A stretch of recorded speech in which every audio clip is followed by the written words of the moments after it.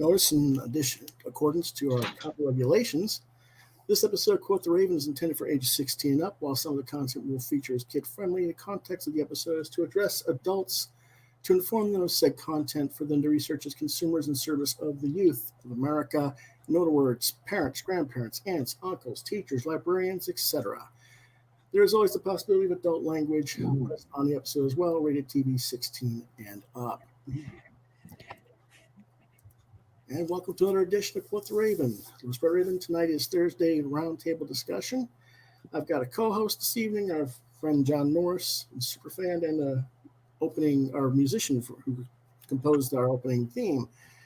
And we've also got two incredibly esteemed guests this evening, political cartoonist and creator of the comic series, I want to say it right, Boondoggle. Is that correct, Steve? Yep. Okay. And the esteemed artist, CRAIG ROUSSEAU, known for Impulse, Batman Beyond, and co-creator of KYRRA, Jungle Girl with writer Rich Woodall, and the PERHAPANAUTS with writer Todd Dezago.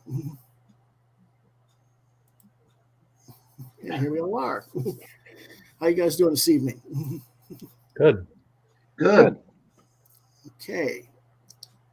Well, it's been an interesting week for me. I was not expecting.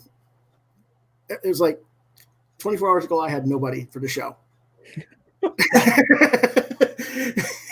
it was like, okay, what's going to happen? So I'm grateful that both of you gentlemen came in and saved my bacon this week, for one thing. Let's go ahead and start with Craig and give a little bit of introduction to Craig. Like I said, he's best known probably for his run Impulse and maybe Batman Beyond at DC. My first memory of seeing his work was on Batman Beyond in early 2000. Like I said, Quoth the Raven superfan, sometimes co-host, tonight's co-host, John Norris, reintroduced me to Craig's work in 2007 with the PERHAPANAUTS when it was at Dark Horse.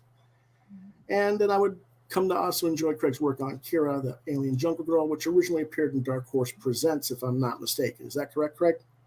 You are correct. Okay. And both KYRRA and the PERHAPANAUTS have resurfaced recently at Scout Comics, and at least the Haps is part of the Dark Caravan Imprint. Is KYRRA also part of Dark Caravan Imprint? You know, oddly enough, it's not. It's still part of the main General Scout imprint. Okay, that's good. Just wanted to make sure. That's why I didn't think it was, but I make sure I know what I'm doing. All righty. And whenever he's not chained to the table, he and his fellow comics collaborators are often found making fun of themselves on social media. Don't fall for it, folks. It's all part of their diabolical scheme to take over the world through funny books. Oops, too late. He's here, and we're talking about those comics tonight. If it's going to be a world takeover, we could do worse, as the last 4 years of American politics have already demonstrated.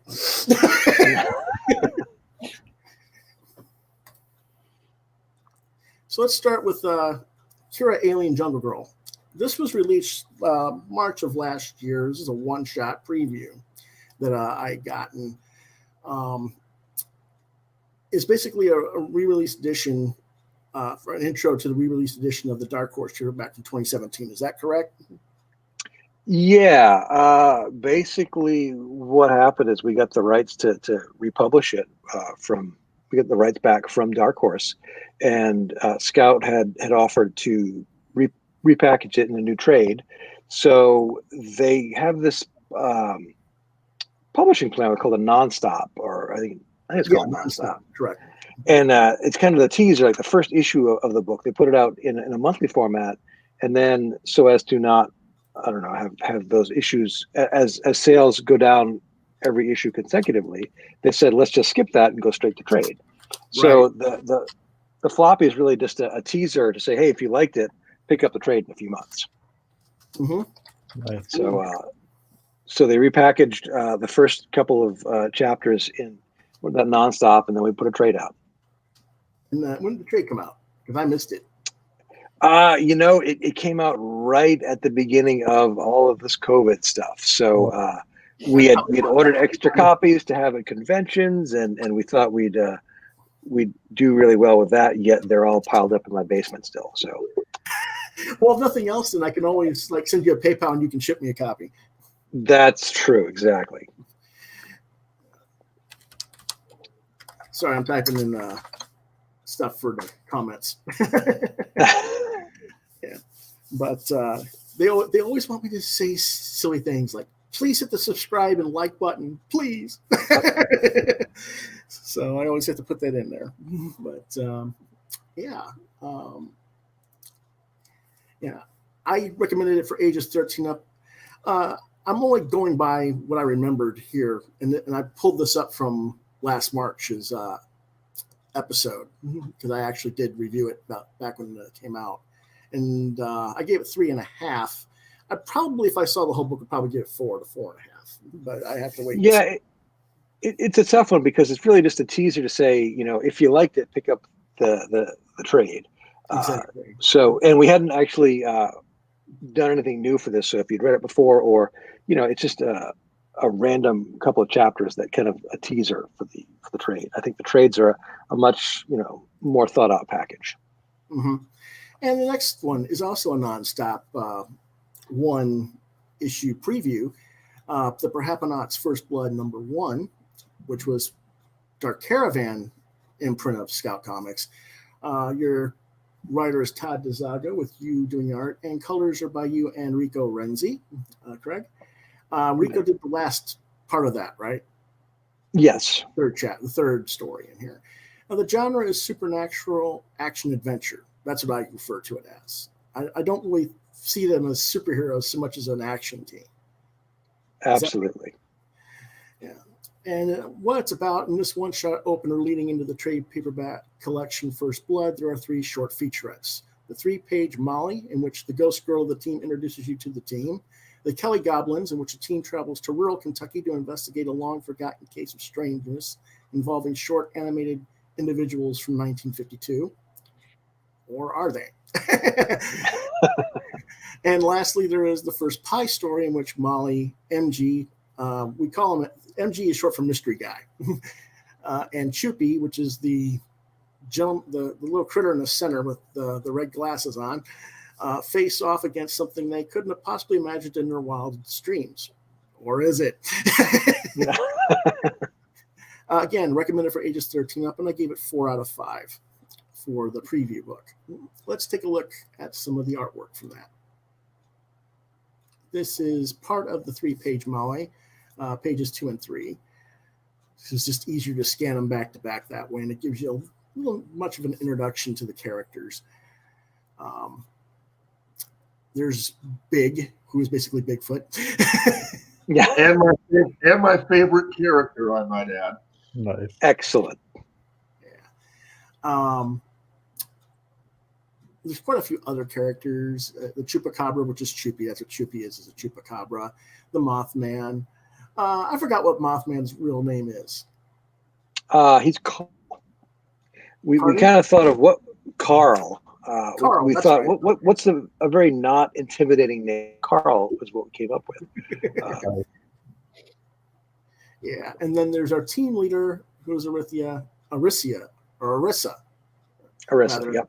Arissa, who's a telepath and Molly's best friend. And so she basically goes, that's the team. Now let's show you what we do. And this is the first 2 pages to the Kelly Goblins, where they go in their little flying saucer Yeah. to Kentucky, which, they're just going to be so happy to see a flying saucer. But, yeah, I've always liked your art. It's very open and clean. Mm-hmm. And people don't always respect that today. They want the hyper detailed stuff. And, my art is hyper detailed, but I just have a great appreciation for the open, clean stuff because I can't do it. I was like, how does he keep it? I mean, get everything there. I got to add more detail to this. But The grass is always greener. I look at a lot of drawings and think I would love to draw that way, and I can't. So I've just found my wheelhouse, and I'm sticking to it. Yeah. So have you seen this stuff before, Steve? Oh, I have for sure. Yeah, I enjoy PERHAPANAUTS. I actually picked up the KYRRA stuff, both in Dark Horse Presents, and then grabbed the single reprint. So, and I'm looking forward to your Young Hellboy stuff. That's going to be fantastic. So. Oh, thank you. Okay, that's another project. Yes. Let's go ahead and talk about that real quick. You are doing Young Hellboy for Dark Horse, working with Mike Mignola and Tom. Did you say his last name again? Snigowski. Okay, I was close. And that is a miniseries you're doing, or is that an ongoing? It is a 4-issue mini. Okay. And I know I've seen at least one book solicited. Hasn't come out yet. No, issue 1 comes out so it's coming out next month. And then monthly after, so March, okay. April, May. That's awesome. So basically February through May. Yeah. Okay, that'll work. Yeah. $3.99, I think, right? I think so. I think most comics these days are $3.99 or more, aren't they? Yeah, most of the diamond market is. Yeah, there's a few people like Alterna that go $1.99, but they're not part of the diamond market anymore. So, right. Which I haven't understood that. It's like, other than Diamond not wanting them or something. Okay. Hold on a second. All right, there we go. So tell us, Craig, what prompted you guys to create the PERHAPANAUTS? Todd, well, I met Todd at conventions. We've been friends for years, and we catch up and talk about working together. And I was working on Impulse at the time, and he was working on Spider-Man with Ringo. And then we said we should work together on something. It would be great. And then I ended up quitting Impulse after about 2 years. He called me that day and said, "Hey, guess what? I'm the new writer on Impulse." And I said, "I just quit that book, so we're not going to work together. So let's find something to do." And we thought about what we liked. And back then it was the late 90s. So the X was still a thing, and cryptids were a thing. So we kind of merged the idea of the X-Files, but Mulder and Scully being Foot or Chupacabra, Ghost, and all that kind of stuff. Okay, that's interesting. Yeah, I really enjoy that premise. That's been something that I've always been fascinated and just enjoyed, folklore and that kind of thing. And you guys do a good job of kind of weaving all these different types of mythologies and urban legends together into this whole storyline, and that's fantastic work. Oh, thank you. We look at books like, obviously we were influenced by Hellboy, but we said, what can we do that's not Hellboy? I want to be Hellboy, but we like that idea of a team of adventurers and these monsters and weird things. But you asked Todd at the time, and again, it becomes a dated reference where it was the X-Files and G-Comics. Like, it was a little more limited as opposed to the B, which is kind of world-ending, heavy kind of stuff. And Bart Simpson, the was really the model for Choopy, who's just a 7-year-old kid, and he's kind of a jerk, and that was really kind of funny to us, so we ran with that. That's cool. Well, like I said when we were talking earlier today, I always looked at it as you guys do the more modern urban myths, whereas Hellboy is steeped in really older mythologies. Absolutely, yeah. I think we grew up watching In Search Of and that kind of mystery stuff and the things you could hear about. And really, again, the dawning of the internet era, where you could go and look for these things online, or you have to track down magazines or books about these urban legends, these myths, and it was pretty fascinating. Nowadays you can just type in weird cryptids and boop, there you are. Yeah. So. Well, still, I mean, it's interesting because I mean, most people back then didn't know what a cryptid was. You know, Exactly. Yeah. You know, I mean, it was becoming something known in popular culture through X-Files and even through Buffy the Vampire Slayer to a lesser degree in other shows. But you know, the actual terminology really hadn't come up yet. I think you guys kind of brought that into the comic scene a little bit there. So that's how you guys met. Was you did that because you left Impulse? That's funny. Yeah, and I mean that was I was telling the editor, I think it's time for me to move on, and he said, "Well, this is making that conversation so much easier because I was going to tell you it was time for you to move on because they were looking for a clean slate for issue 50, and we had been there for about 2 years. So I gave them my walking papers, and then we worked out a Telos one shot together, which was a lot of fun. Want to find something else. So then we started the PERHAPANAUTS, and it's been on and off now for about close to 20 years. And we have always had a set story. There are little offshoots here, and characters have gone in directions, but we've kind of known where the end is going to be. So we've decided to get there, and it may take us a while, but we're going to tell that story, be able to say it's done. Because there are so many comics that I've read and wanted to know how, and they haven't quite gotten there yet. So I don't want to leave it that long. Yeah, that's interesting. I'm trying to think here. Who were you working with? You were working with Wade when you left? On Impulse? When I was on Impulse, Messner Lobes. Okay. All right. I just couldn't remember because the 90s DC, I pretty much have sold it all off and left it. You know, unfortunately. When I say that, not to dismiss your work or anybody else's, it was just I moved away from the big two because of the event storytelling and the other things that were going on in that era. And if I'm not going to be buying them, I might as well just sell what I can to pay my bills, you know? Yeah. And I had plenty of bills in the 90s because both my parents suffered major health crises, and I had to help them with those. So, so it's like I can't remember sometimes who was on what at what time anymore. Well, and it's 25 years ago at this point. Yeah. It's been a minute. Yeah. Well, it used to be I could just rattle off the entire creative team on any issue. Just lickety split. You know, but then that was 25 years ago. I had a memory. I'm pushing 50. I have no memory anymore. Yeah. So the new PERHAPANAUTS comes out in about what, month and a half?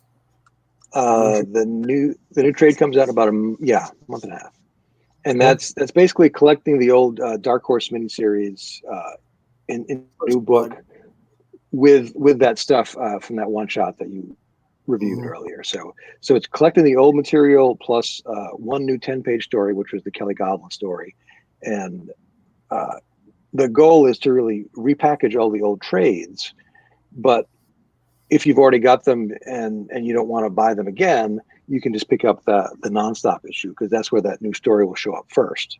Nice. And then we'll repackage it in new trades with new covers and a consistent design so that eventually all of them will look nice on a shelf and all read well together. Yeah, because PERHAPANAUTS had a long, winding road. I mean, you started out at Dark Horse. You went to Image. Yep. And then you left Image, and then you started doing self-publishing through crowdfunding. Yeah. And so, you know, it's like 3 different segments, and now Scout's the 4th. And now Scout's going to collect it all into a nice, neat little package for us, which is nice, and allow us to do those last couple of graphic novels and put them all together and have a complete library. So we're very grateful for that, which is nice. Yeah. Now, Rich was the one who put that together with you guys with Dark Caravan.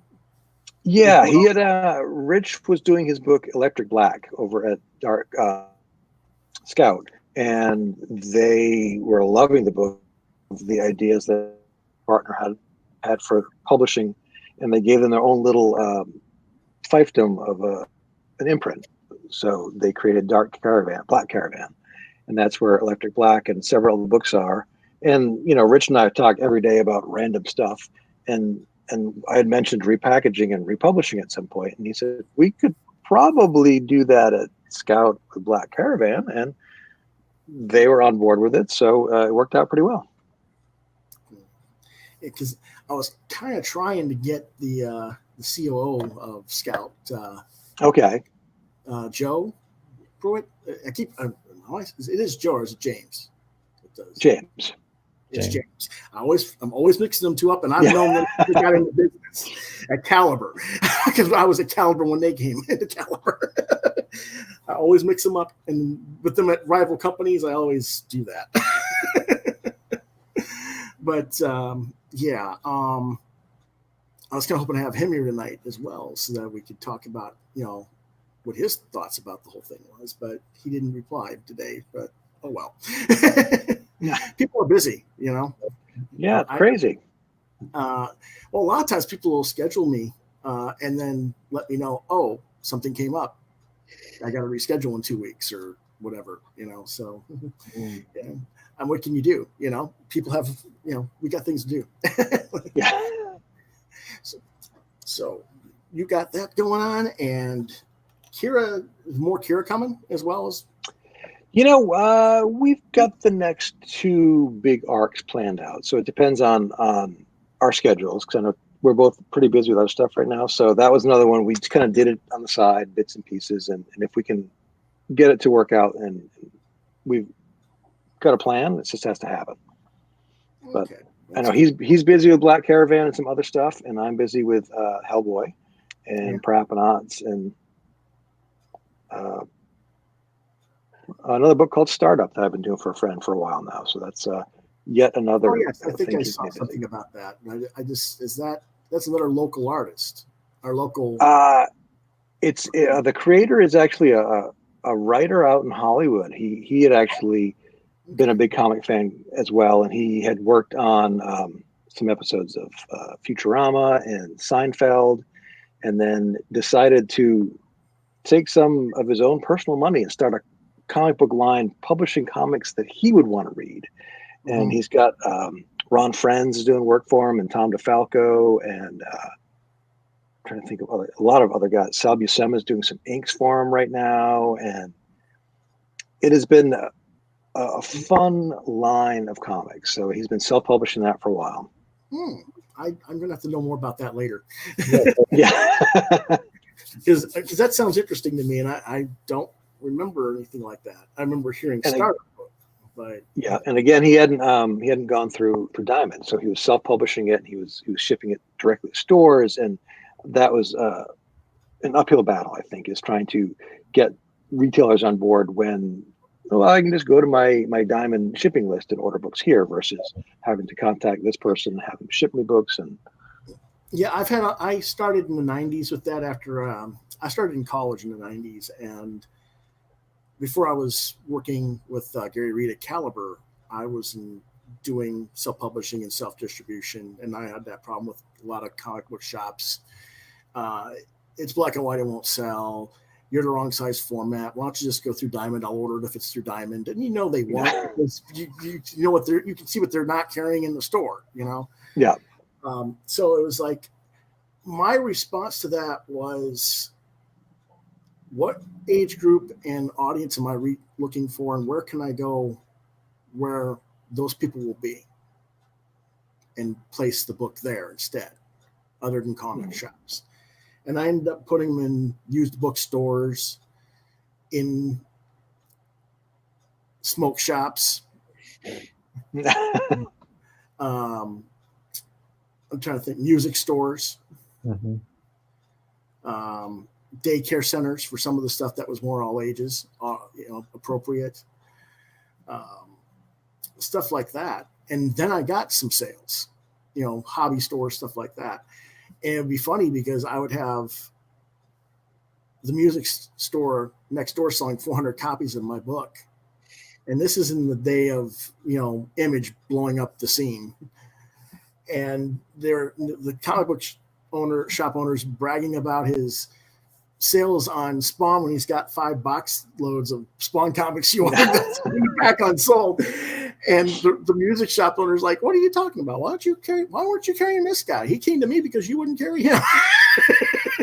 So I think that was, if you're going to sell outside of Diamond, you kind of have to learn how to market yourself to other outlets. And right now it's really difficult because of the COVID situation. But, that, and, of course, nowadays we have the internet, so we market online as well. So, oh, absolutely. Yeah. Which is what Steve's going to be talking about in a few minutes. Because that's what he's kind of an expert in. Oh, but yeah, I appreciate it. Not really, huh? You're saying no? I also asked Craig about his crowdfunding experience, what that was like. That's a channel that fascinates me as a comic creator perspective. Did you get to use Kickstarter for your crowdfunding, or what was your path there? We used Kickstarter, and I've used it a few times, and it's worked out very well in the fact that you're selling to an audience that knows your product and that wants your product. So you pretty much have a fan base you can sell to. At least in my case, that was the thing, is that it's an established property that, hey, if you like the book, buy it directly from us, and that worked out pretty well. It was a couple extra steps, like I was saying earlier, that we everything. We found a printer. We found I did the pre-production stuff. We got the file ready to send it off, and then we found the printer, and then dealt with printer issues, and then had the book shipped to my house, like a pallet full of books, and then we had to work on distributing. So those are challenges that we weren't experienced with, but it worked out for the best. So the idea again of you give the people what they want. If they want to buy the book, and you give them the book, and if they want to buy a T-shirt with it, give them the opportunity to buy a T-shirt. I love doing that. Todd is always like, oh, I don't know if we shouldn't offer them stuff. And I said, give them as much crap as they want to buy, because I want to buy that. I want the bumper stickers. I want the keychain. I want the weird bookmark, or I joined the They Might Be Giants fan club, and they just send you weird stuff in the fan club package, like an old balsa wood plane with their name on it. Yes, I want that. I don't know why I do, but I do. So I'll pay extra for it. I'm between you and Todd on that. Yeah. I'm of the mindset that we shouldn't have to market each individual issue of the campaign. I think what we should be able to market is a whole year's worth of a mail order subscription, like they used to offer. Yes. And you say that's $36 a year plus the shipping. And then if you want your T-shirt and your keychains and stickers and all that, that's extra.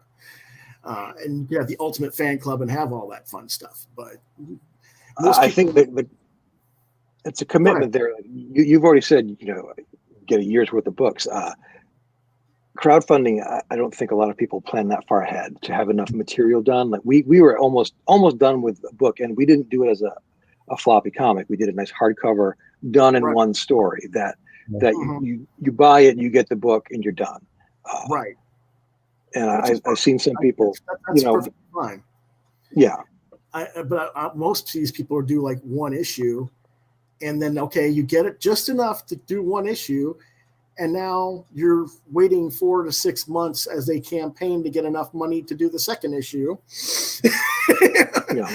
And they don't have it done by the time they're done with the campaign. So you're waiting and waiting and waiting, and you lose interest very quickly that way.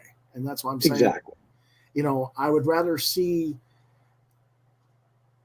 people learn, okay, yes, you are doing a campaign for a year's worth of books, but you still have to meet your monthly deadlines when you start shipping your book. It has to come out monthly, and that's, you're being paid in advance for it, and you've got to learn how to take your money and properly, There is a lot of discipline there that a lot of folks don't have. I mean, it's just, life happens, and it's unforeseen to plan that far ahead. So, ideally, you have to be 12 issues. I mean, it could be 6 issues, it could be 4 issues, it could be whatever, but most people don't do 12 issue arcs anyway. They only do 3 or 4 issues. So, it's just for me doing that, because I did a lot of that where I did close to 100 issues of a book on the Underground in the 90s. So I'm used to that, or I was used to it. I'm not now. I have to get to doing it. And it's a lot different when you're 20 something than when you're 49. But then again, it isn't. Once you get back on the horse, so to speak. I would hope not anyway, but well, let's see. It's okay. It's a time. I'm just taking time because you said you had to leave a little by 10. You got time.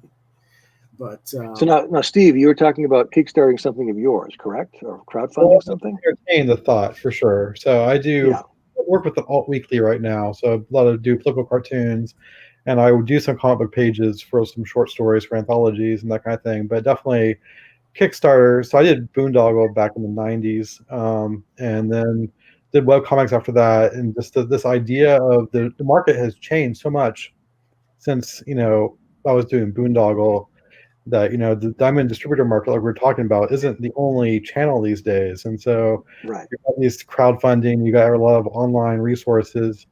And that's why I'm fascinated by this idea of using Kickstarter as a mechanism to get comics out there. Because I think that's the biggest hurdle for a lot of creators these days.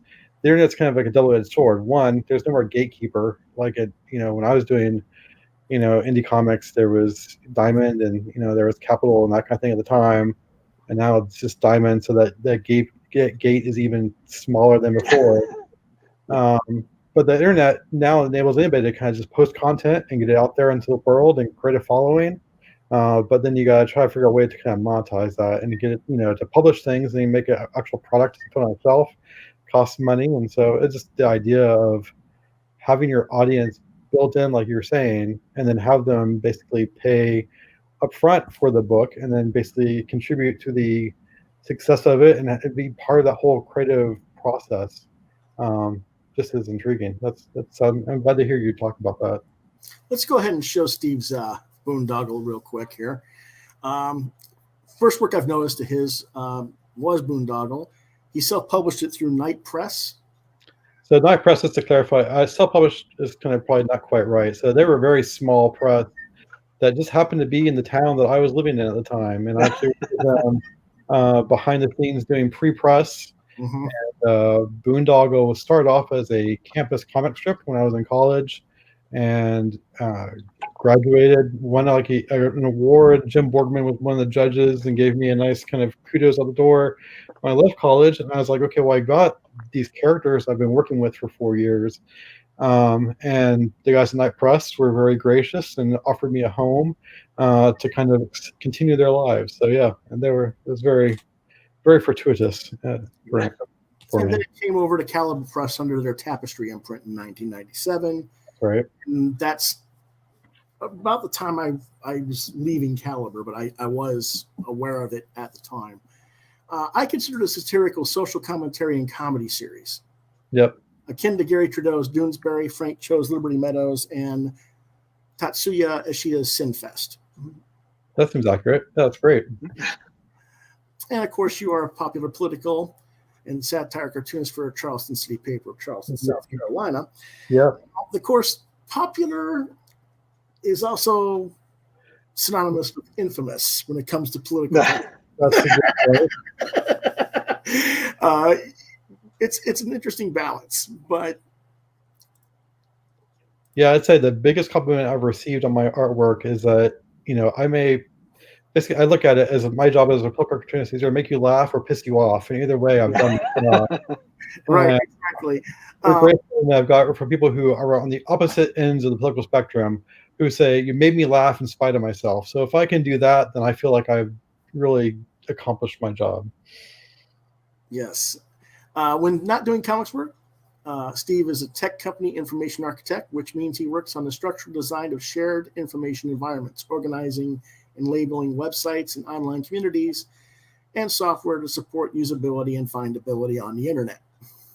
That's a very technical definition, but yeah, that's kind of sums it up. I work with content within applications and kind of help craft a whole content experience. So that's my day job that pays the bills, because I quickly learned that cartooning was not going to for me. So, but this is some of the stuff he did. He's got a little Joust from the Atari video game. Yeah, that was actually in Charlotte, North Carolina, there used to be a game bar called a Bari that I would hit up every Heroes Con. I would go check out, and at the beginning of COVID, they kind of got hit with obviously, they had to shut down and everything. So they did a fundraiser to kind of help keep their doors open, and that was a piece I contributed for that. Mm-hmm. And then we got a little strip here of the new year coming in. And everybody's chasing old man 2020 out the door. and 2021 saying, what I miss? Yeah, you don't want to know. And then there is Space Force or Space Farce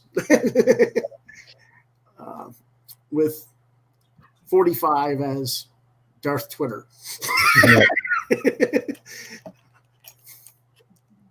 And I thought that was a really nice comic strip, the Space Force one. Well, thank you very much. No, definitely, it was an interesting 4 years. It was like the fire hose had turned on. It was one of those things where working for an alt weekly was kind of almost like a obstacle, because the pace of the news cycle was as such that a week from now the news was old, right? So my window to actually create a strip that was still topical every Wednesday was shortened up a great deal. So I'll be glad if the next 4 years are a lot calmer and quieter, and I can actually focus on the things other than the White House. So. Yeah, I don't know. I remember doing political cartooning in my teens, in high school, and college. I never got the hang of it. They always said my humor was too dark. It ticked off too many people.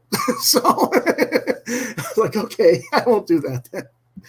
Yeah, no, that's interesting, because when I was in college, like I mentioned, I did Boondoggle as a campus comic strip, and one of the kind of wrinkles in that was when they to do the comic strip, they also needed an editorial cartoonist. So I did both Boondoggle, which was like where I wanted to do. I always envisioned myself as more of like a comic strip artist and a cartoonist. That was my dream as a child, right? To be the next Bill Waters or something like that. And then I ended up doing political cartoons, and I was kind of mixed on political cartoons, but then I really kind of discovered the impact that they can have. Mm-hmm.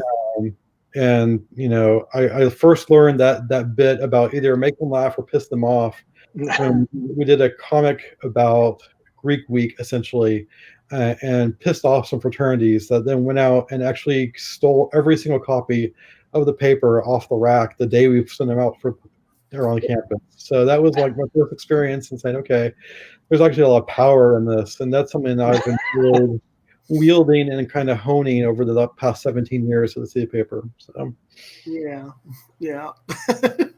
Well, my first comic strip was from my high school in '86, and there was two of us trying to do this story about the high school mascot. And I was a freshman. I didn't know anything about journalism yet. This is my first journalism class I was doing it for. And the other guy was a junior, so he knew a little bit to do some research and stuff. And he found that the mascot actually did have a name. It's just that nobody had known it for 40 years. But he found it.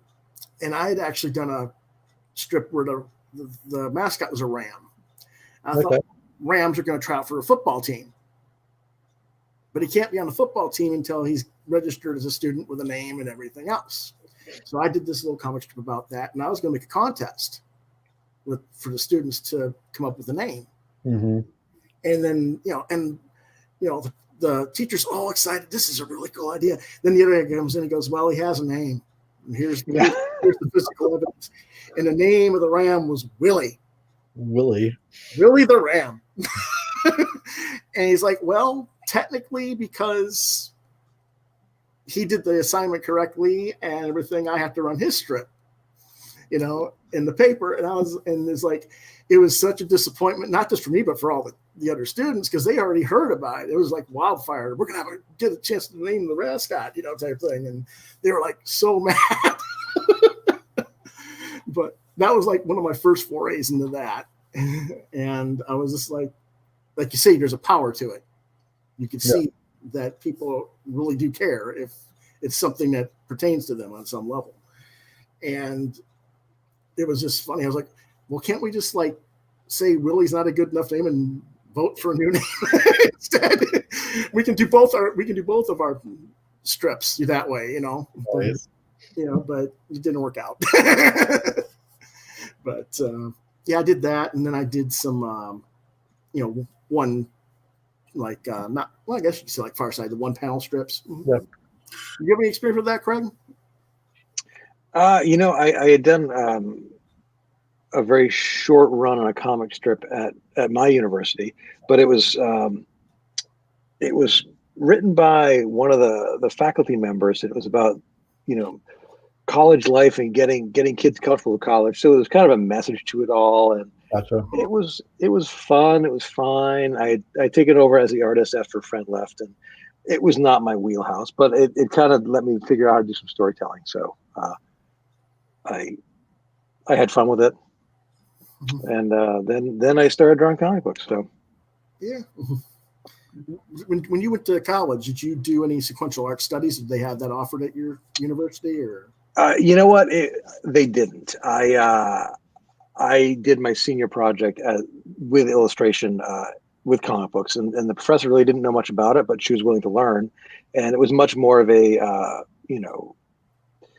editorial illustration or storybook illustration, and those are the things they were used to. So they hadn't really gotten much into sequential at that point. So okay, I was curious because my own experience, I had a similar situation. So we had about 15 or 20 guys that were into comics in that period when I was going to college. So we just formed up our own coalition and said, we are now the class, and we are contacting Joe Kubert's school and getting their their itinerary, so to speak, and we're going to have art teachers. You're going to do it. And we set up our own program. So that's fantastic.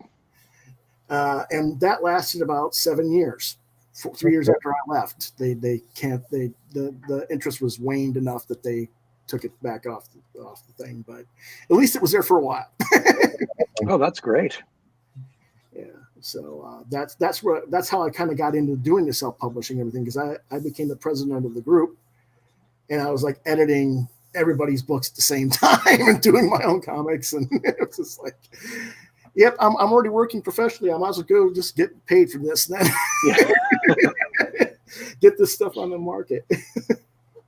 That was one of the benefits, though, because we had so much content that you could go to all the dorms and market everybody's book at the same time. Yeah. And if people go, well, you can't, you could do that today. I'm like, if I had all the content, maybe, but then again, I'm 49. I go, you can't go on a college campus at 49 and try and talk to 17 to 21-year-olds to buy comics. Probably not. Probably not. I mean, forget all the stuff that's gone crazy in our world with attacks on campuses and all the other issues that have, happened, but just, the age differential is, you're talking to your dad, they don't want to listen to you.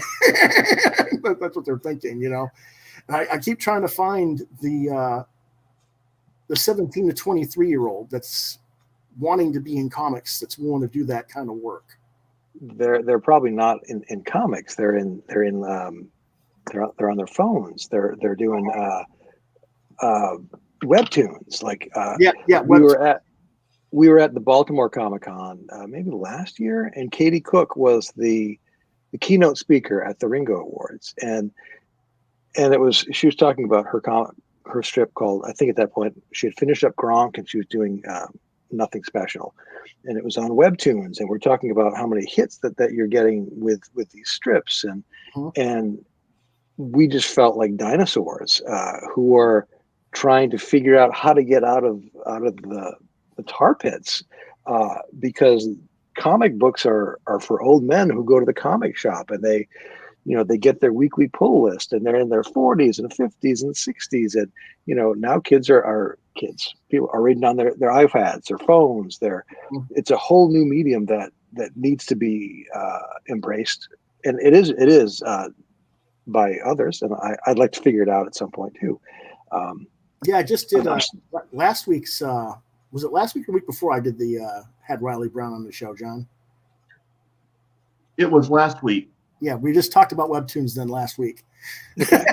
Link. So, yeah, it's very, like you say, it's a very, very strong platform, and it's not the only web comics platform there is, but it's the most popular one right now. But yeah, that was something else that we had to play with, and I made some money on that, not on Webtoons, but before that was the thing, like back in the 90s when we first started doing web comics. Yep. I did that for a little while, but it's the hard part with figuring out. I mean, Webtoons, there's a way to do it if you can get the right, not just the amount of readers hitting, but getting the right setup so that you're getting paid from them. But back in the 90s, it was always about whether you're going to get the ad revenue or you're going to have them subscribe to get any money out of it. And it was a difficult procedure because people don't want the advertising. They just want to read the comic strip, but they don't want to pay for the comic strip. So it's like, that's one of the things I always wondered about. I haven't figured out Webtoons yet myself. I've got to get something planned for that myself. People want me to bring back my old 90s stuff and put it on Webtoons. And I don't know why, but they do. So, where is it? It's buried here. This character. Oh, nice. Yeah. Nice. Yeah, his name's Space Space. the Alien. Yep, Space the Alien. They're like, we want it back. I'm like, I want proof. Show me some investors. Show me some money. This saying you want it doesn't make it so. But yeah, it's fun. But but yeah, that you feel like an old dinosaur, really. Yeah, I mean, I love comics, and my son is 17, and he'll read comics, and he loves the idea of them. He is happy to read them on the iPad. He doesn't need to physically buy them. He doesn't need that tactile feel of reading a comic and opening it and closing it. And he'll just think, if I can pull up an iPad and read 50 comics, that's awesome.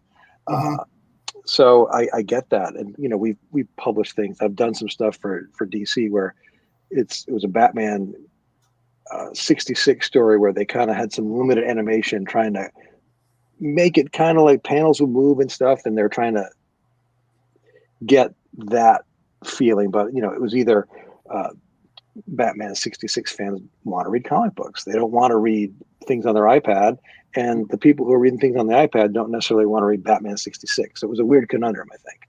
Yeah, it made more sense if you'd done Batman Beyond. Yeah. So I mean, I think that 56. I mean, you really got to be of that era that grew up with it. And I mean, don't get me wrong, Batman 66 as the TV series is still in syndication to this very day. But how many young kids are talking about it? Besides my son, not many. But yeah. So I mean, I think that's what we have to think about with the industry is we're Todd and I are telling stories that we want to tell that we think are funny, and I can bounce it off of him, and my daughter will read it and she'll let me know. But we don't have cultural touchstones anymore because we might put a joke in from Seinfeld that we think is funny, and like, well, that was 30 years ago. That's old now. So I don't want to be putting, things in that I'm not familiar with either, or trying to force the feel of it, which I think is where we come from, where we date ourselves that way. Yeah. Oh, I think I might have lost you there. Are you there? And I'm back. Yeah, I think. So speaking of Batman Beyond, can I interject a question here? Of course. Absolutely. So Craig, I think I've told you this before, but Batman Beyond is the series that brought you to my attention. And because I was a huge fan of the show, and little secret, the musical theme that you heard at the beginning was partly inspired by the Batman Beyond theme song. Nice.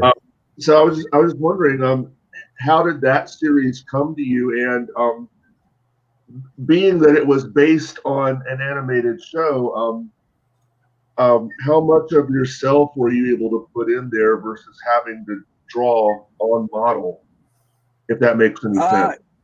No, that makes perfect sense. Like I said, I just left Impulse, and I was looking for work, and they gave me a few fill-in issues on Gotham Adventures, which was the based on the Batman cartoon, which I loved. I love the idea of the simplicity of that style of simple lines of the cartoons and trying to bring it to comics. And I did a couple of fill-ins there, and they said, well, we're actually going to do one based on a new show called Batman Beyond, if you want to do that. And I was over the moon. And, again, this is back in the 90s, so they didn't send me links to reference. They would send me big stacks of model sheets, Xerox model sheets that I could flip through, but I had to use them to be on model, because if a kid's going to pick up a comic, they want it to look like the cartoon they've watched, not what I think it should look like. So it was kind of a mix where you can tell what I drew versus what other artists drew. I think that's true of most of the animated books, where they're not so locked onto a style that you can't let a little of yourself show through in even in that animated style. Like you could see what I drew versus when if Rick Burchett was drawing his story, it looked a little bit different. Mm-hmm. But we hit the main notes, and you could tell he didn't have ears that were 4 feet tall, and he wasn't really different muscular structure. It was just our take on that drawing. So I that think it was more angular than Rick's. Yes. And the inkers, had a little different feel for it as well.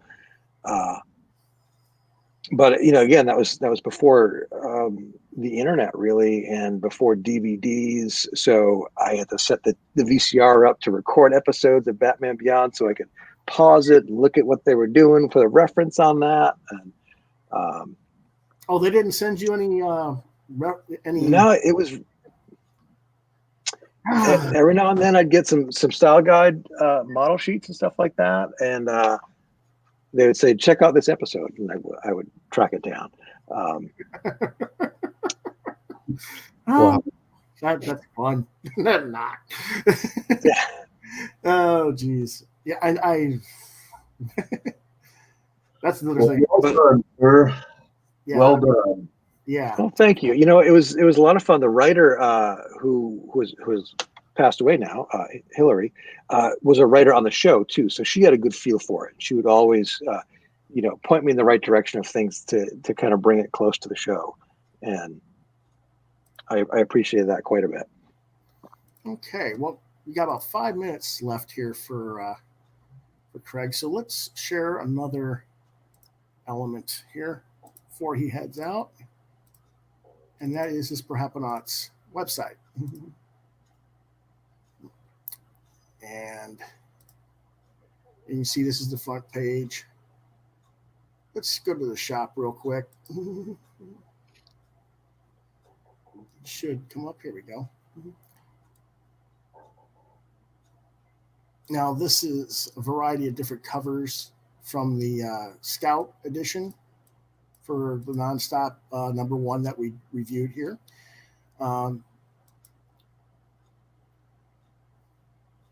This is the regular one that we just showed you. It's $4.99. And you can get that on the PERHAPANAUTS.com website, and I have a link to that on the YouTube page. So if you're watching it on YouTube, as you should be, you'll see the link underneath under the screen there in the description. This is the Scout comics that you buy. I guess you can get this through PERHAPANAUTS or the Scout site. Is that correct? Yeah, they sent us some, but they're on them at their website also. This whole like crazy variant cover market is insane. I thought they would be the same price. They said, no, this one sells for $15. And I said, okay, well, that's what we're doing. Yeah. Wow. Well, it depends on how many printed of what, I guess, but, and then there's another one that's just a big. I love that. Yeah. Love that. Interesting. It's my computer is. Am I seeing that wrong, or is the legs cut off? You know what? My computer is kicking out in a weird way, and I don't know what's happening. That was the unfinished version. I don't have the final trade dress cover yet, but trade dress covers that up. Nice. Okay, that makes sense. All right. So my computer monitor is wigging out on me here. It's going in and out, in and out. So I'm actually gonna jump off here, which I think is a good time anyway. Yes, it is. I will go ahead and finish up describing where you can get the books. And thanks for being here with us, Craig. It's nice to finally meet you. Nice to meet you too. Yeah, likewise. It was nice meeting you, Steve. And thank you for a fun time. And hopefully I'll catch you guys later. Yes, definitely. All right. Thank you very much. Good night. Secret. All right. Let's just quickly go into the Hollow Earth original hardcover graphic novel. As Craig was just saying a little bit ago, that he is Scout's going to be collecting all this stuff eventually into a full on system for everything. But for those of you who don't want to wait, you can get an original hardcover graphic novel called Into the Hollow Earth. This was the stuff that came after the Image era for $25. It's a 64-page hardcover book. They originally did this through Kickstarter, and this is the remaining stock. And then there's the Cryptozoological Field Guide, which is also it's kind of like a Marvel Universe version of all their different characters. And there's an example. And that's the Jersey Devil. And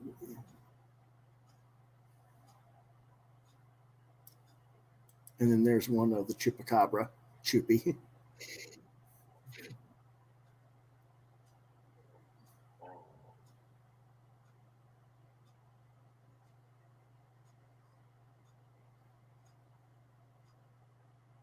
Awesome.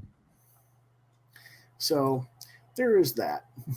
And then you can go to his Facebook page, and they've got galleries with guest art and other stuff, as well as that at this homepage. And again, this is, let's see if I got it listed. I don't. Okay. But it's basically just perhapanauts.com. So you should be able to find it there. Okay. So, Steve. Yeah. Sorry to keep you waiting in the focal point there. I know you've done presentations on cartooning. For sure. And I was, like I said, you've done the I'm trying to think of the word, keeping everything on the different platforms in sync and connected and stuff. You're not that familiar with the Kickstarter, though, you say? No, that's like a whole new world for me, right? So something I've definitely, like I said, told Craig, it's been entertaining. It's like one of the things I'm trying to research a bit more, just to understand, the pros and cons, and the tips for success and whatnot. So was good to get his insight. Mark Andrew Smith, who's one of our regulars, he's the co-creator of Gladstone School for World Conquerors. I don't know if you're familiar with that one, Steve. Yep, totally. He says good show. Oh, He's usually here with us. We like to promote him as well. nice. But yeah, I'm of the mindset that we kind of need to have someone that can build the platform, a platform that we're all available online at one place. Yeah. And we kind of sort of have that with Barry Gregory's indieplanet.com. Are you familiar with that? Yep. Okay. But I don't see a lot of people taking advantage of it. And I'm kind of curious why that is.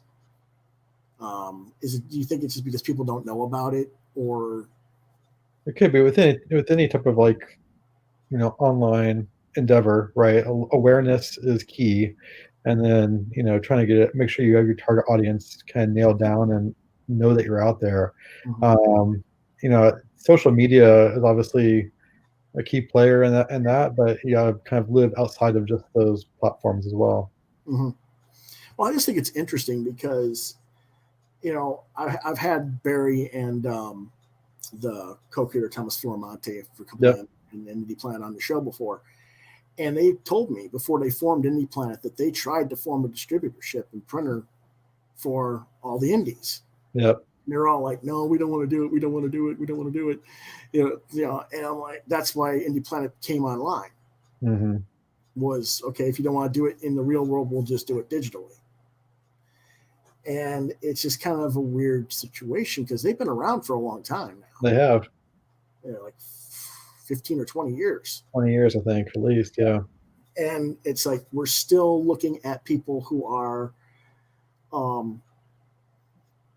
talking about, yes, you do your Kickstarter or your Indiegogo or your crowdfunding campaign, but that only takes you so far. And how do you get people to recognize and stay with your brand once you stop using that platform? Right. And I think that's something I've been trying to say about Kickstarter is that, the campaign is one way to kind of build investment, like both monetarily and just emotionally, from your audience. But once that product is out, then, how's the best way to kind of give that product a tail, right? So, a long tail, so it can, bring you more money down the road, or at least be available for purchase post campaign. I think you mentioned Indie Planet, and that's an interesting, thing, because that's kind of like the other end of the spectrum where, everything's put on demand, and so it's always available to you. It's always, you're not sinking a lot of money up front into printing thousands of copies that can sit in a box, in your basement. But then, again, you got to still kind of fund it. So it's interesting. Yeah. Yeah. Well, that's what I was thinking. I look at it as these are pieces of a larger puzzle. Yeah. Totally. And I've been trying to get people to come together and talk to each other. That's part of what this whole I won't call it an experiment, but I guess you could say that's my agenda as a person in the industry, because I've been around for 28 years now, and like you're in it, but you're on the outskirts of it too. Yeah, totally. But but tell us more about Boondoggle. Yeah, so like I mentioned, Boondoggle started off as a campus comic strip. You kind of nailed it with the references there. Definitely Doonesbury was a key player.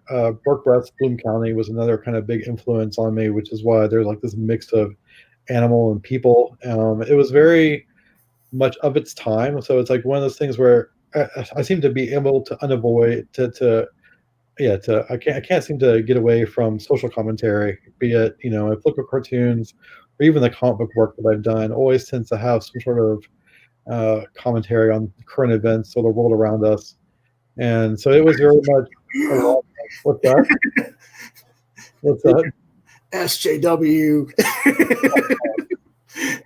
Well, I think, I look at the comics I read, and like even like Sergio Aragonés Gru, which is obviously, a barbarian parody, Mhm.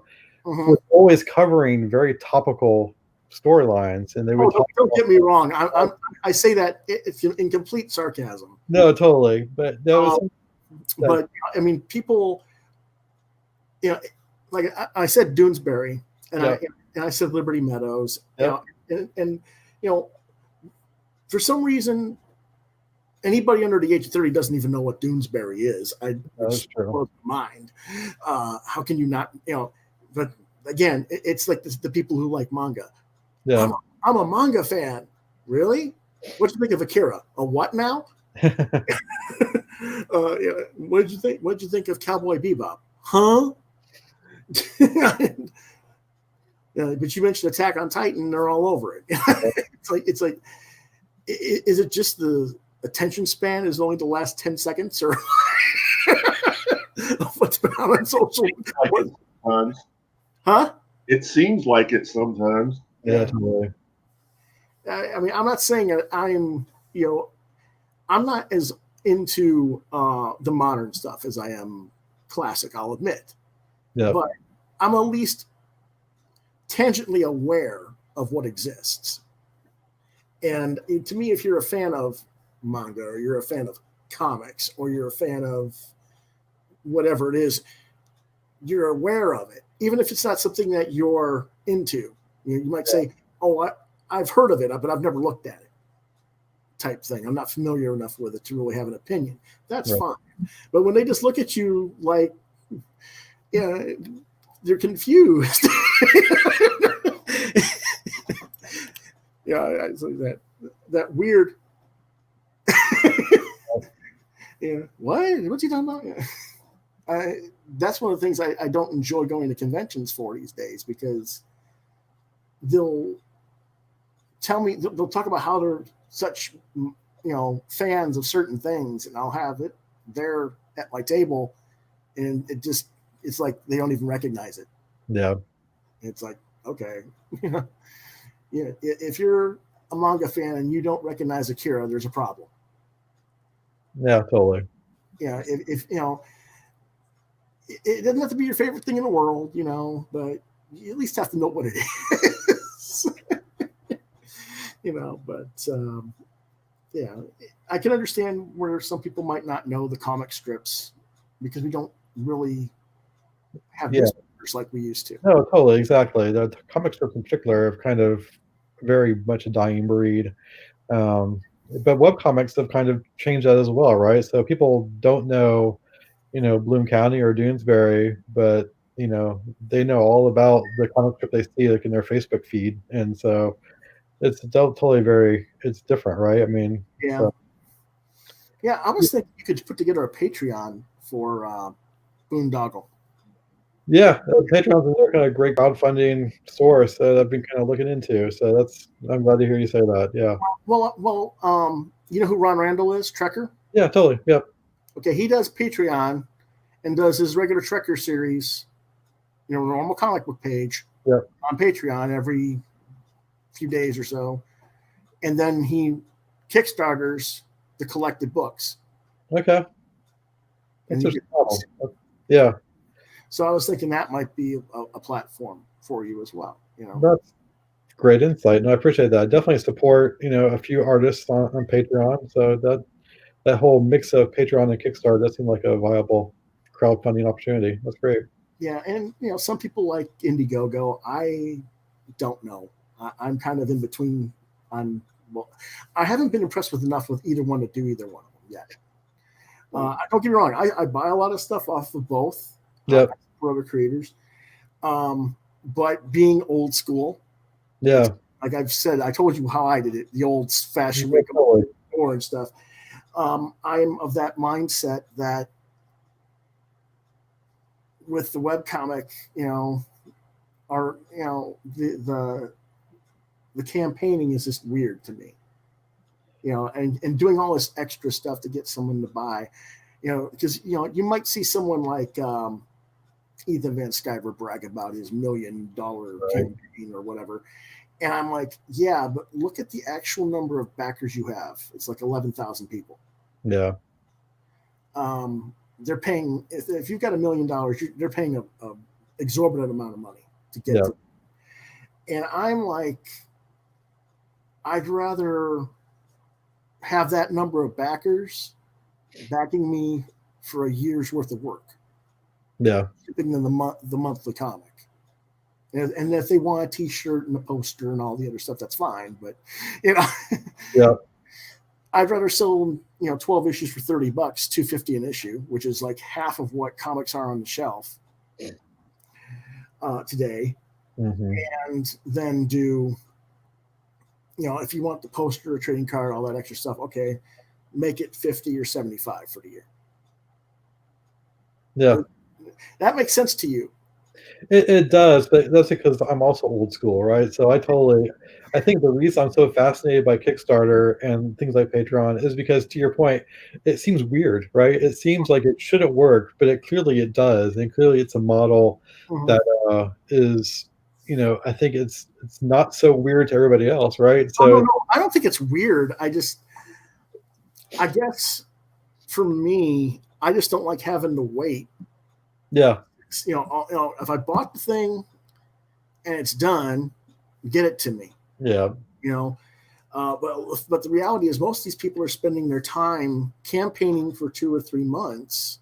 They haven't got their book done because they were spending all their time campaigning. Now they're doing the book. Okay, well, it takes you 3 months to do the book. So now I've been waiting 3 months. Now it's time to go to the printer. Well, that's another 6 weeks. Right. Printer, you turn around or say whatever. And then they got to put everything together. Like Craig was saying, it's all in his garage or wherever. Now he's got to sign them or package them and get them shipped out. Yeah. And that's more weeks yet. And I know what that's like. I had to do it when I was doing it in college. I had to do all that stuff. I didn't have to do it alone. I had the other guys there at the college doing it with me. So it was a little bit easier. But, when you have 27 titles by 27 to 30 different people, it's still a lot of space taking up and time being taken up. And when you have to actually put the stuff in your vehicle and drive and go to drop ship to the stores, but you got your money on the spot too. So, that was that too. So, it's an interesting situation. I think we need to do a combination of the Kickstarter and Indiegogo and Indie Planet all on an international basis, I guess you could say. Yep. But I think we all need to learn how to do in our immediate locale with local promotion. Well, grassroots is always key, right? So even when we were old school, that was always to your point. That's how we got off the ground all the time, right? So, when I say local, everybody thinks automatically, well, he means comic shops. Well, the thing is, a lot of comic shops, they can't even sell what they got in their stores. Right. You have to, and they don't know how to reach the general population. Really. They expect the public. You listen to them, they'll say, well, you publishers need to do more marketing. It's like, yeah, but you're the representative. You're the ambassador of our art form in your local community. Yeah. So it's like, we can't be everywhere at once. We need you guys to do some of it. Or if we have to do all that, then we have to go to other places to market, not just comic shops. And, whether that's barber shops, beauty salons, like I said, the smoke shops. No, totally. Yeah, I work with a local publisher here, a friend of mine, publishing comics, and he's found a great market through diners, right? So he'll go to the local comic shops and try to I had restaurants too. I had restaurants. Yeah, that's great. That's what Spacey was really sold to was daycare centers and restaurants as a child giveaway. Yeah. With the kids' meals. It was black and white coloring type comic book with, find a words and crosswords and mazes and stuff like that to go in conjunction with the storyline. Yeah, that's awesome. And I sold around 16,000 units an issue. Yeah. So it wasn't hurting by any means. Conversely, you do stuff for Caliber. Well, what you sold at Caliber. Yep. It wasn't very big. Nope. I don't know what Boondoggle did, but so I was with, like you mentioned, I was with the Tapestry imprint, which was a great way to kick. I was at Night Press at first, and we did a number of issues there, and then Gary reached out and was like, "I'm starting this kind of kid-friendly, all ages imprint," and he routed off like a list of other creators that were be part of it, and so to be in that first wave of creators to kick off, open up this new imprint at Caliber was fantastic, and I really appreciated the opportunity. But yeah, it also tended to dovetail with the big implosion at the end of the 90s, for black and white comics, where everybody was having these imprints that were trying to cash in essentially on the success of Bone and that kind of thing, right? So everyone was trying to recreate Just Smith's success, and the market was a glut. Image Comics was kind of booming as well, so everyone's attention was. What Image was doing was becoming the imitative of Age of Comics, and they were raiding Caliber, and they were raiding all these other companies to cherry pick what they wanted. Yeah. To build their brand up so that they could be competitive with Marvel and DC. Yeah, that's a good point. And that was a very big picking point with me and the founders. Because I was like, you've got a lot of content from people that aren't being published. You don't need to take your competitors' stuff from them, number one. Yeah. And and then they also often would say, look who we discovered. It's like, yeah, we discovered Brian Bendis. Look what we're publishing. I'm like, you bastards! I'm the guy who found Bendis over at Caliber. Shove it,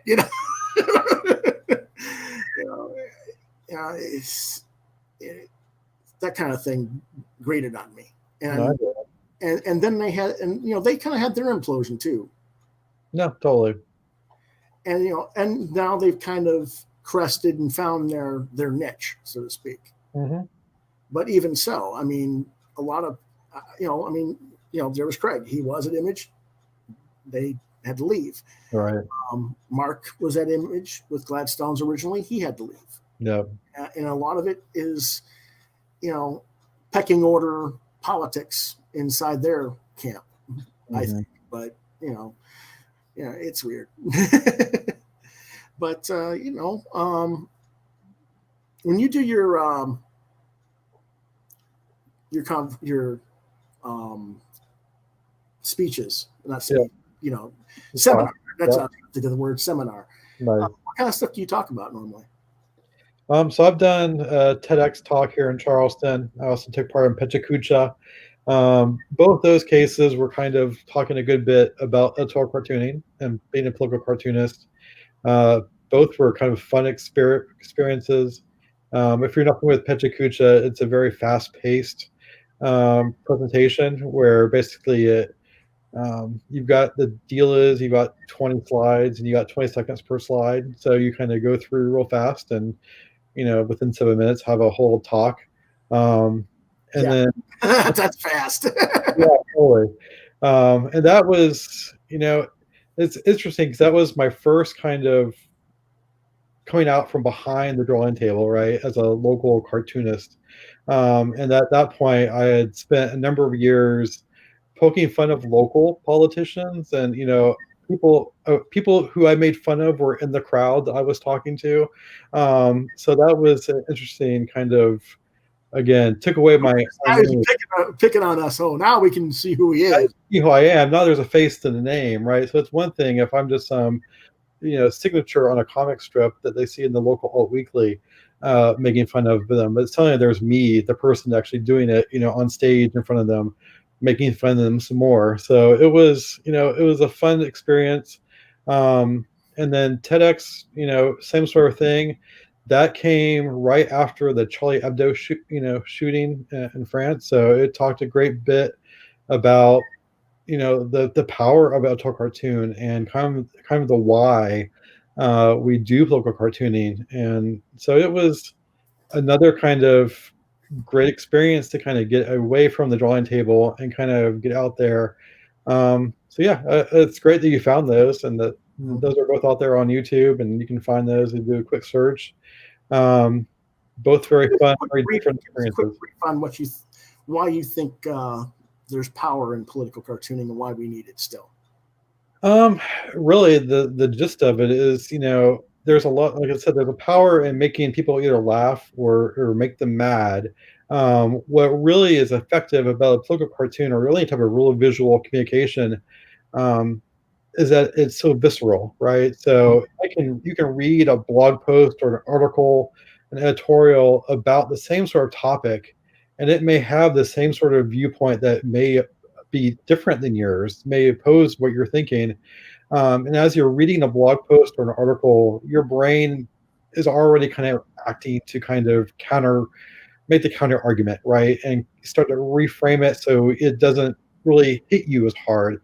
With a cartoon, it's so visual that it just seeps into your eyeball before you have a chance to even build that wall of defense, right? So it's almost like just a punch to the face, right? So and that is kind of like what I think the power of the local cartoon is. And also, if you can find humor, weave humor into that, then it makes it a punch in the face that at least has some sort of appeal and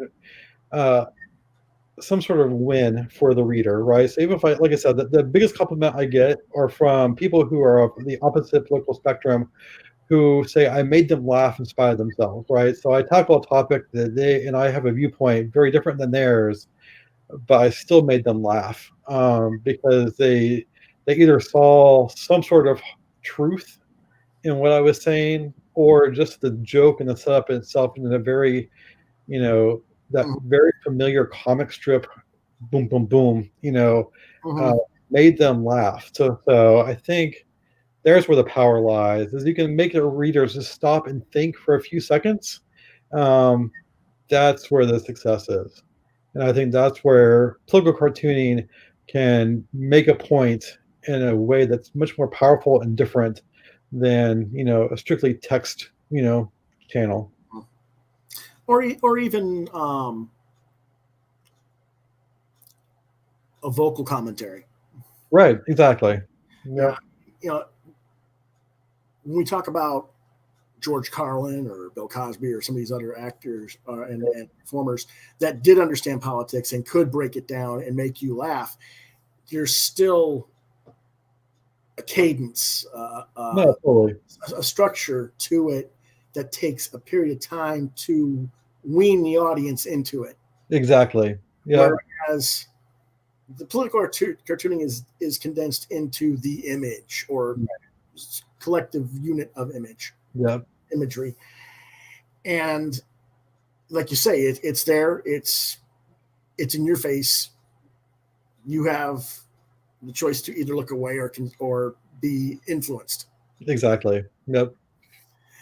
And I find that interesting because, a lot of people who say they like comics don't seem to have an understanding of the importance of political cartooning.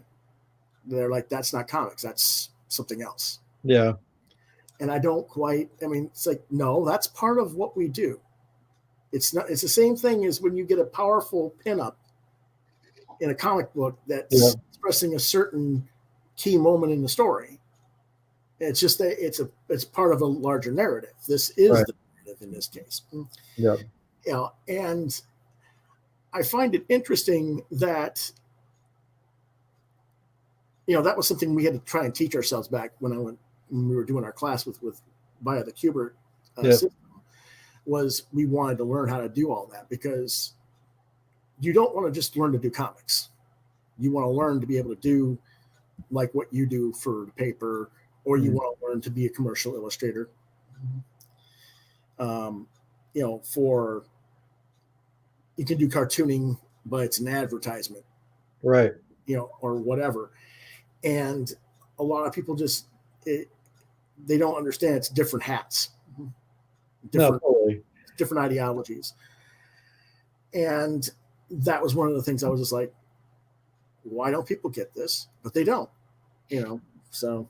I mean, it's a matter of using the same tools to different effects, right? So, I mean, to your point, the splash page in a comic book can have a similar effect, but it's one page in a larger narrative as opposed to the narrative all in itself.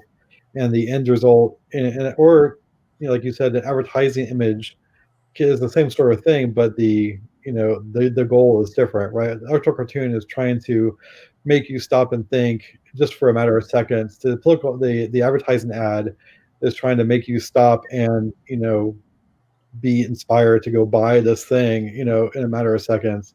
Mhm. The full splash page is stuff also, always found it a great tool, again, to make the reader stop and think for just a second, because it's that big impact image. But it really it's like almost like an exclamation point within the story that you're telling, as opposed to the story itself. So yeah. But see, here we go again, in a way, in terms of marketability of the actual original art, what sells? Yeah. They don't, it's like the people remember that visual graphic of that splash, and they don't necessarily interested in other pages as much. And I'm like, okay, it's interesting that way that they do that.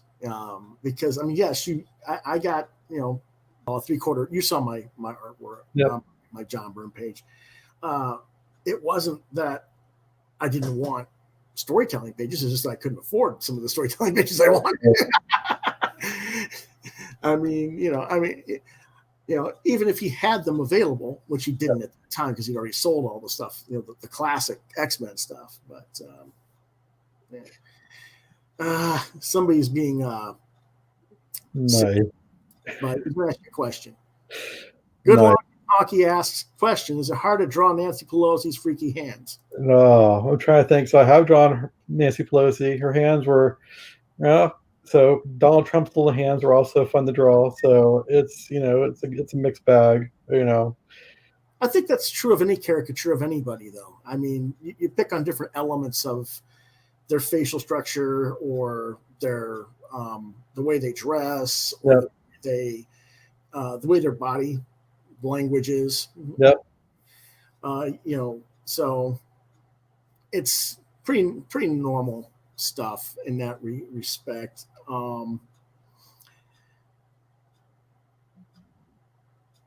Yeah, caricature is a interesting kind of talent that it's not something I thought. I still think of myself as a very strong caricaturist, but I'm able to kind of make enough of a character within my own style that resembles the person I'm mimicking or mocking enough, right? So, and we're just talking about Trump, right? So he's fresh on everybody's mind still. You can look at, umpteen different political cartoonist versions of Trump, and they're all going to look wildly different, but they're still going to be recognizably Trump. And so I think that's kind of the fun of being a political cartoonist also, is trying to weave your own style. You almost are talking like with Craig about his Batman Beyond stuff, where how on model do you need to be, or how much can you be your own interpretation? And that's something that, I really enjoy as a local cartoonist, is a lot of creative freedom. And I get to draw, other people, and not have to worry so much about the on model effect, right? Yeah. Do you ever have moments where you decide, maybe I took it too far, and like how do you decide how far to go? So I've been very lucky in the fact that the Charleston City paper is very free in terms of letting me do my own thing and not really clamping down the reins too much. There've only been a handful of times, maybe even just less than that even, where they've kind of come back and kicked the strip back to me.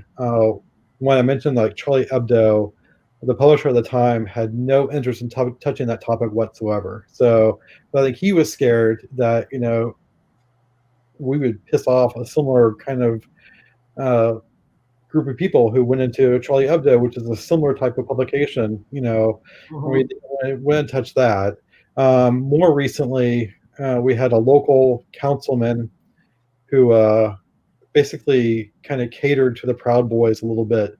So I did a strip basically kind of poking at the white supremacist, angle of that, and drew him with a Klan hood, and that got kicked back to me, largely because they didn't want to conflate at the time the Klan and the Proud Boys and that kind of thing. So I kind of reworked it so he's more of a Proud Boys get up, and I really kind of meant the Klan hood as a kind of more global, just white supremacist, kind of angle. But those are really the only two things I can think of where they've actually kicked the story back to me, or a strip back to me, and kind of had me redo it, revisit it.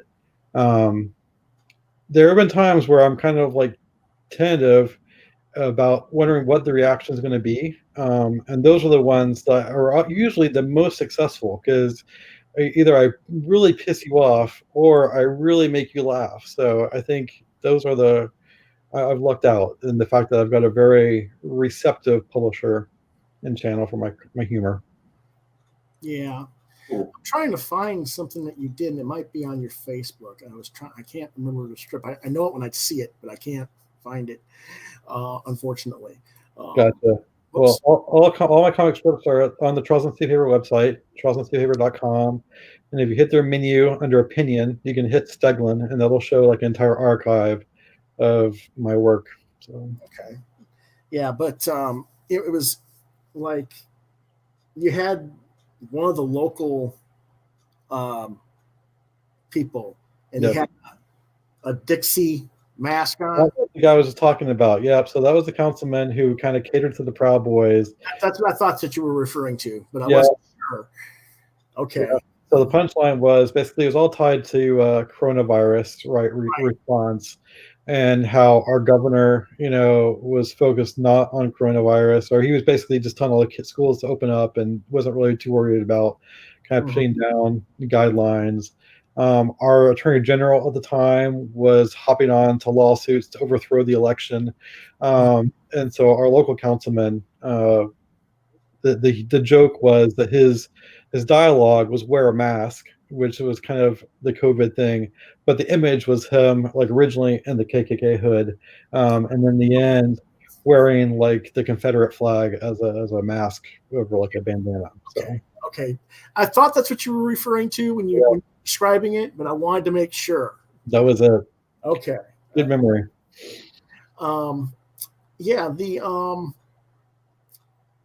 The thing is, when we talk about that whole lawsuit situation, I know you did a strip where you did some.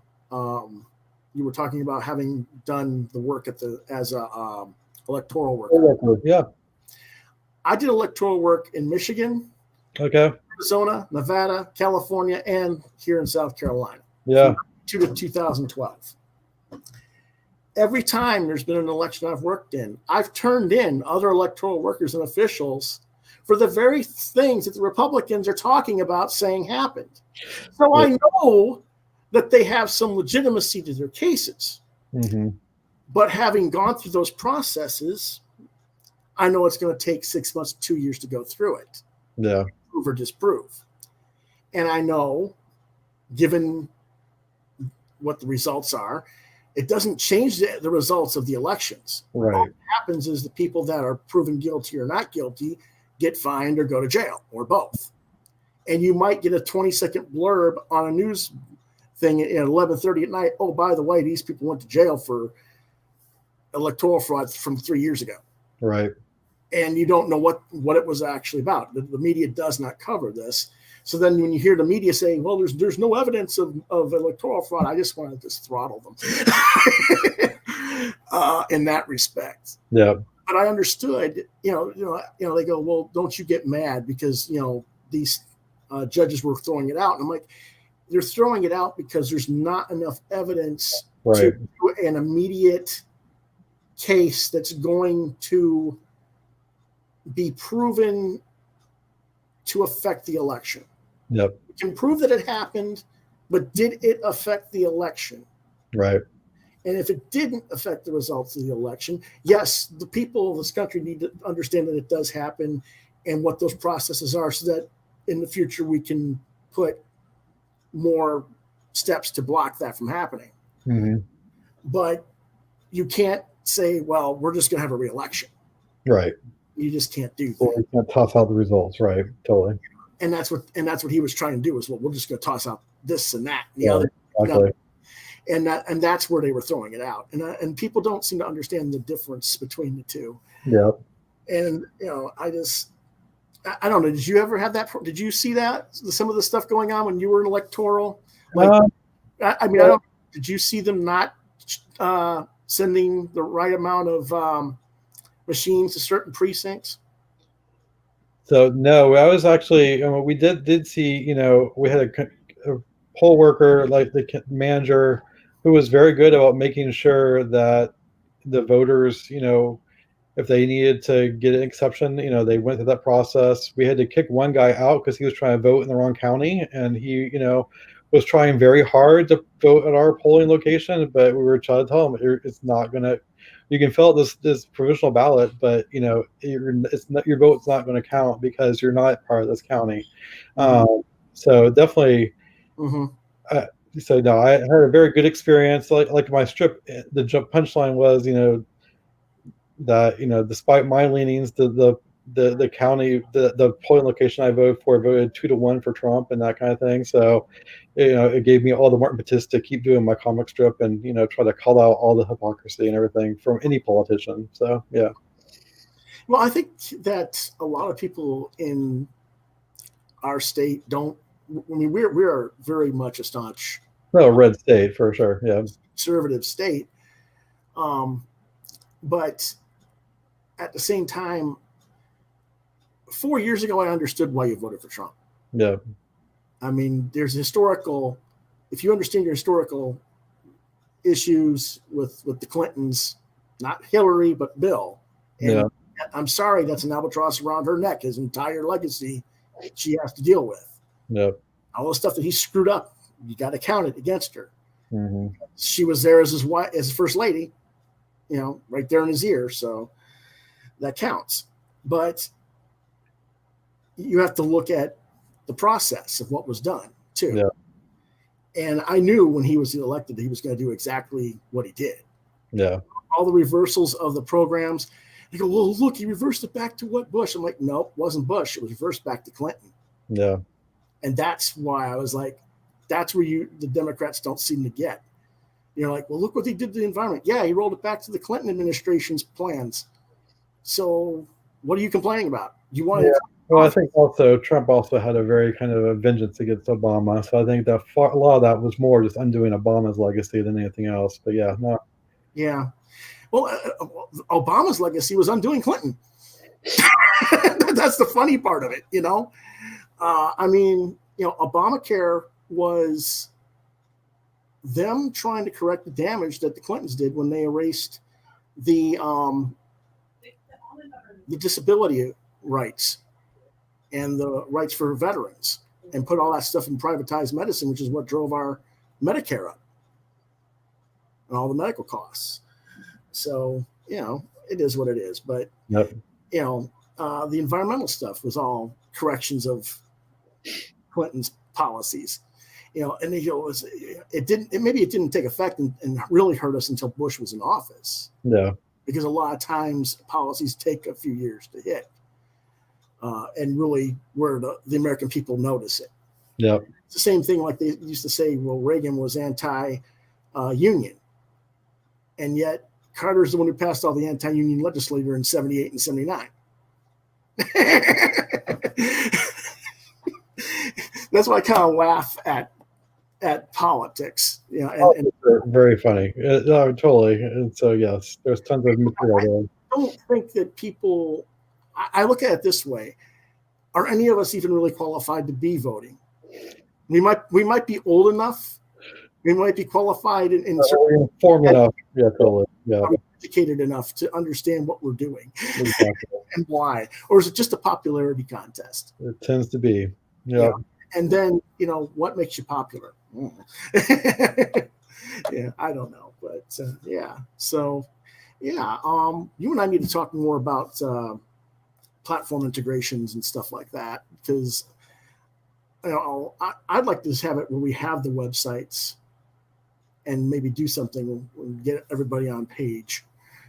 Yeah, I think that's a great idea. I think, if there was kind of a more consolidated effort around getting creators on a single platform and where they can promote their work and crowdfund and sell their material and have a shelf life on the projects that they crowdsource, I think that would be, I think that's a great idea. I think to your point, we've got Kickstarter, which is one end of the spectrum, and you've got things like Indie Planet on the other end. If you can find some sort of hybrid where you can crowdfund and kind of get your backing and build an audience that way to help fit the bill on the publishing, but then also enable those products to have like a longer shelf life past the campaign.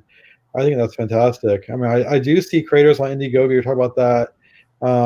Like they'll get the first issue crowdfunded, and then they'll get enough money going on that they can go ahead and get the second issue, underway and printed, and then that's when they'll start the second campaign. So pretty much it's just covering, helping cover the difference on the publishing, or just put some money in the creator's pocket, and they can get the issues out to you like instantly. So I think it is a lot, just like any type of creative effort, even like with Diamond and stuff, right? I mean, you have creators who get that first issue out the door, and then they're trying to work on the second issue while they're trying to use the money from the first issue to fund the second issue, right? So even Image is doing that. I mean, Yeah. Image. You've got to have a nest egg. Yep, exactly. So what do you have to ask, John? Anything? Not really. The caricature question was a big one for Nice. me. Yeah. Okay. Well, we're running about an hour and 45, and it's John and I have to talk about our show for tomorrow Nice. after we get done tonight, because we're continuing our discussion about horror movies and horror TV shows. Oh, nice. Last week we covered 3 hours of talking. Quite a bit of stuff. Yeah, I mean there was a lot of stuff. We talked about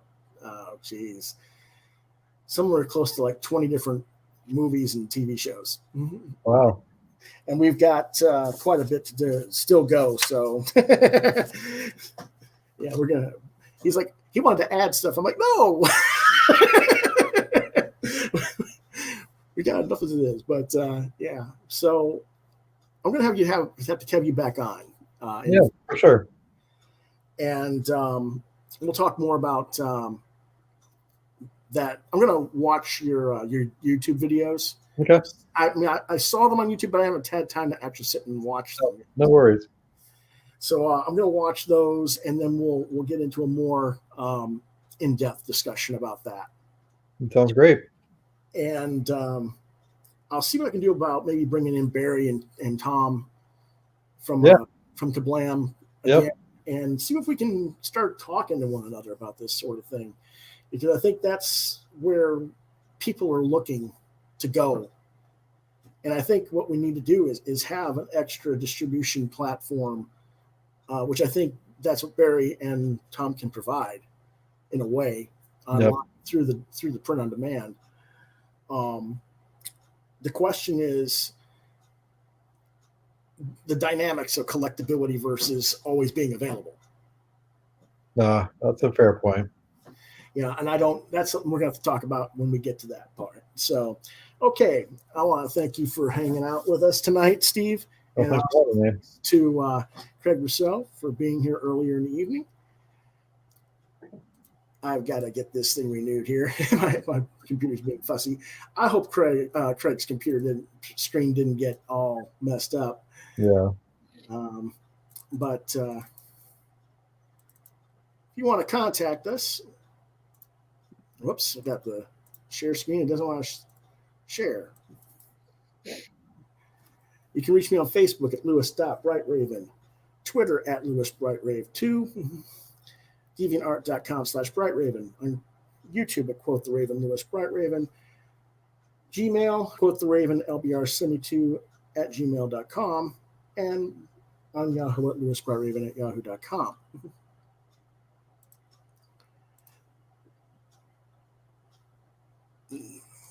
And whoops.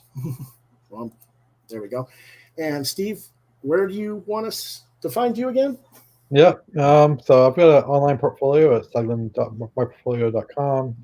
And then also you can find me on Instagram. I'm at Stegelin. I'm also at Stegelin on Twitter. But if you want just the art stuff, I would suggest Instagram. So Okay. John, I'll be right back. But ask him some more questions. Well, I was totally not prepared to be a co-host, unfortunately, because I had play rehearsal, and normally, I actually got out of play rehearsal early today. Like I normally don't get out until and it takes me 30 minutes to get from Lexington to Columbia. Yeah. I normally don't get home till like 9:30 or 10. So it's like, nice. So how long have you been in Charleston? I've been in Charleston for about 20 years. Yeah, so it's been good. It's came here through a day job, but I actually kind of used Boondoggle to kind of open the door at the city paper, because I had had my comic book done through Caliber and through Night Press. I'd also done Boondoggle as a webcomic at popimage.com for a number of years. I had a nice kind of portfolio built up of social commentary, humor, and managed to run into assistant editor, and he basically invited me to send in a package to submission. So I kind of bundled some stuff together for some Boondoggles and did some sample comic strips for as editorial cartoons, and they called me the day they got it and offered me a gig, and that was 17 years ago. So Wow. Yeah, nice long stretch. Yeah. And Charleston's not a bad city to be in. No, Charleston's a great town. It's a little bit of everything for anyone. So you got the nice kind of history, you got the beaches, got some great weather. So it's perfect. It definitely has character, that city. It does, totally.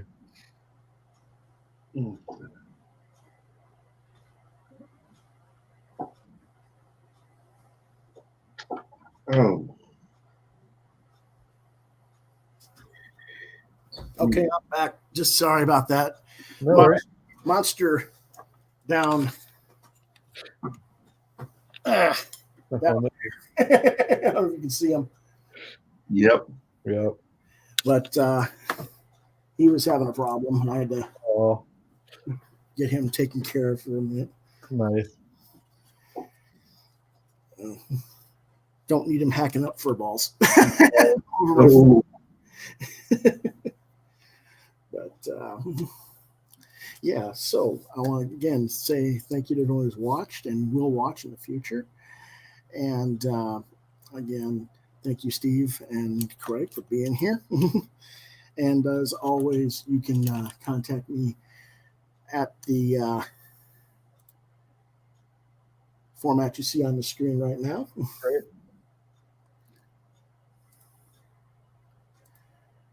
On Mondays, we usually have comics, news, and reviews. Wednesdays, we get What Did You Get This Week? Or sometimes more news and reviews, depending on how much I get on a given week. Normally Thursdays at 9 p.m. is our roundtable talk, guest night topical talk. And then Fridays at 9 p.m. is genre night. And it's either John and I or myself talking about each week a different genre, usually, sometimes with guests as well. Last week we did horror, and we're going to continue with horror tomorrow night at Friday, 9 p.m. Nice.